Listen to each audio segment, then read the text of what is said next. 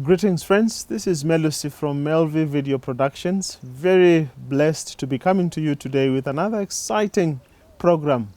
We're reviewing a book, and this is the last episode of this series where we're talking about health is wealth, and the richest man without it is poor. And I'm joined today by the author of this book, Gandy Madzalo. Greetings, my brother. Hello, how are you? Very well, blessed beyond measure. Thank you. And we thank the Lord for the opportunity to actually talk about this book today. Sure. Now, we've been running through the whole series, but today we're looking at tips that will cut your medical bills. If there's anything that has become so expensive, it is medical aid. That's very true. And most families are not affording the best medical aid that's available out there. And yet God, through the book that you've written, is actually showing us that I think you quoted 3 John chapter 2. Yes. Which says, Beloved, I pray above all things that you may prosper in all things and be in good health. Powerful scripture. That's true. And in this chapter, you give us 7 tips. So to those who are watching at home, this is not a prescription. We're talking about tips, which is things that if you consider, in addition to all the other self-care that you have for yourself and the medical care that you may be going through, will definitely improve your health. Now, you write here, Brother Gandhi, and you say, have you ever seen rich people beg? It's a question, and you said yes, from one doctor to another. That's quite a revealing statement, where you are making it clear that there are many people out there who have not good health. That's and true. Because they've lost their health, they move from one doctor to the other, getting the first opinion, second opinion. Even people say, my doctor. That's true. Can you tell us the concept of that rich man begging? That's true. I think I like what the Chinese people always say, that a healthy poor man is half a billionaire. Wow. And if you have to count our riches, we need to start counting our health. And sometimes we spend all our time, trying to make money. Yeah. And after some time, we'll now start spending all that money, begging for our health from one hospital to another. We are suffering. We can't enjoy the riches anymore. Yeah. We can't enjoy the money anymore. We can't enjoy the precious things that we have anymore. That's why that text that you quoted, that is in the book. Yeah.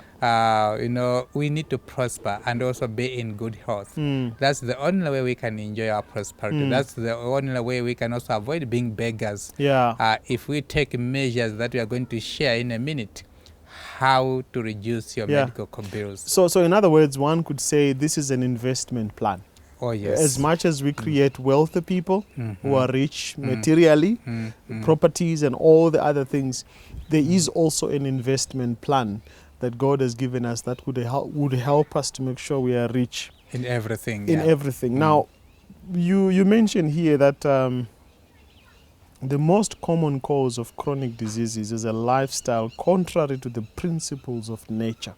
That's true. And for me, I think that's quite a revealing statement, because the greatest amount of disease burden that most countries battle with, if you look at health profiles, is always what we call lifestyle diseases. That's very true. And they're the most expensive ones. Absolutely, because they take a lifetime, your whole life to manage. And these are triggered by such simple habits like a sedentary lifestyle, sitting yourself to sickness. You mentioned here wrong eating habits, drug abuse, use of alcohol and tobacco, and other stimulants, and of course additives that we have in our manufactured food. That's true. Which we no longer produce in the garden in the natural way.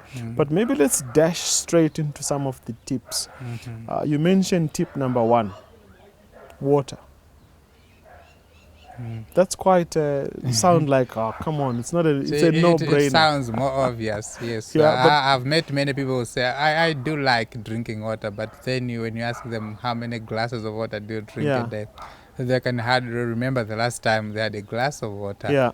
The body is made up of water. And that's one thing that amazes me, that your brain is almost over 85% water. That's true. Yet it is solid enough to make complex decisions. I'm laughing because we used to grow up being told, your head is full of water. Full of water, when they were actually telling you the truth. Because if you don't have water in your brain, then something wrong will go on. And you look at the whole human body machinery. On average, most of us, we have 75% of our body mass. What you see, it's actually water. Yeah. So we have water everywhere. Okay. Yes. So if you're saying drink water, would it be easy for me to measure 8 glasses and maybe use a jar instead of counting the number of glasses, and I may forget during the day? Would you then advise that in the morning I carry my liter of water, or is it 2 liters, or is it 3 liters? How much liters of water do I need to drink in a day? Well, let's assume I'm someone who works in an office and I work outside. That's a very good question. You know, we need about 8 glasses of water. And as you have said, some people may ask, what kind of a glass? Is it a Maheu glass, a wine glass? Is it what size? The size, yes. When we are talking of 8 cups of water a day, we are talking of 250 mils cup. Your tea cup, your normal tea cup. Yeah. So, for example, if you buy that bottle, which is 500 mils, the one that we normally buy from the shops, those are 2 cups of water.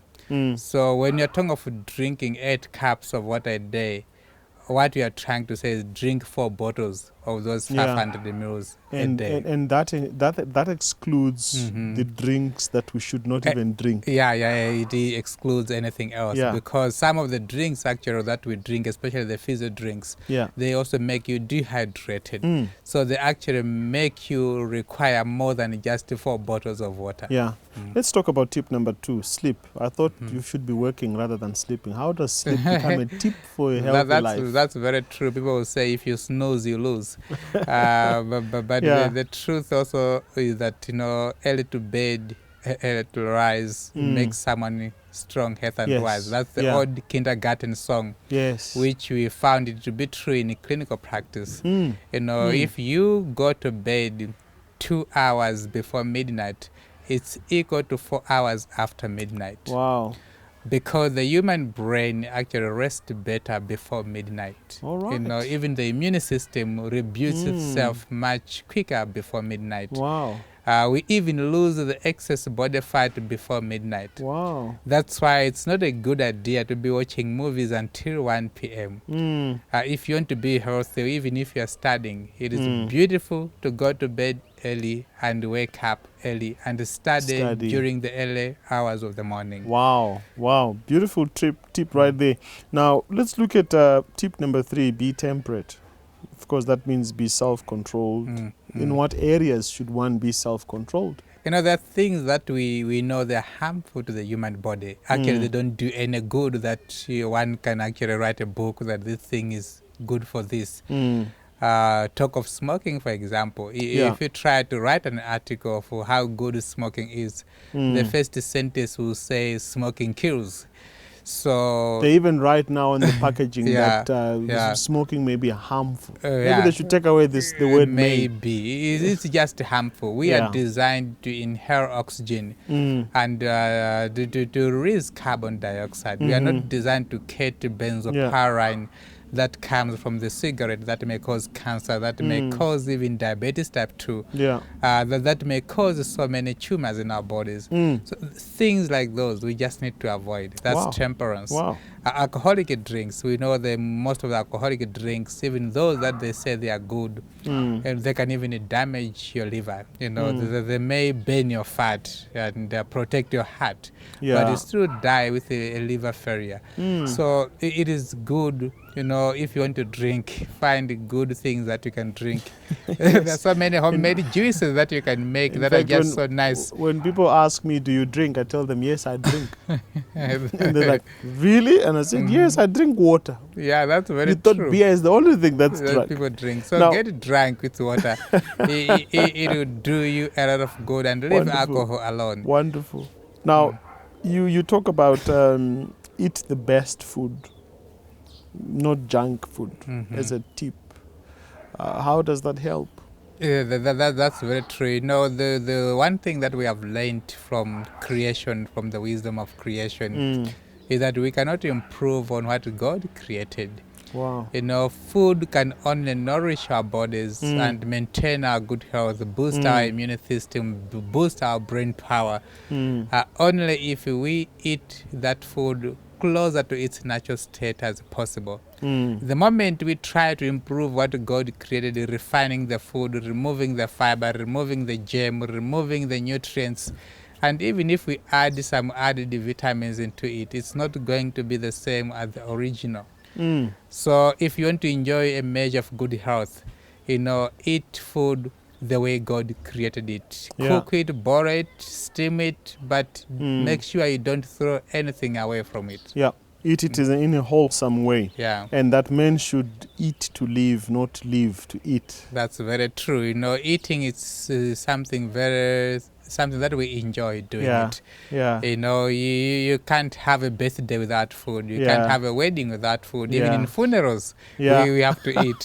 So, but in as much as eating is important, we need to control how much food we are eating. Yeah. You know, too much of the good thing will not make us better or actually make us ill. Yeah. So let us listen to our bodies. When the body says I have enough, we need to listen to it and stop eating, and yes, make sure you are not eating the whole day, but you have meal times. Yeah. You talk about, you put it in a bold way, walk, and walk as tip number 5. Yes, I do admire our grandparents, how they used to walk 2,000 kilometers from one country to another.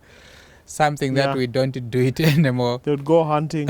They'll go hunting. Yeah. You know, they'll chase animals by feet. And I think that's something beautiful that we need to admire from them. Maybe that's the reason why they never used to know anything about diabetes. Maybe that's why they had less cancer. Maybe that's one of the reasons they had fewer cases of hypertension. So if you have 2 legs, make use of them, because the moment you pack your legs, soon you may lose them. You may be amputated due to diabetes. And they use their legs and their hands.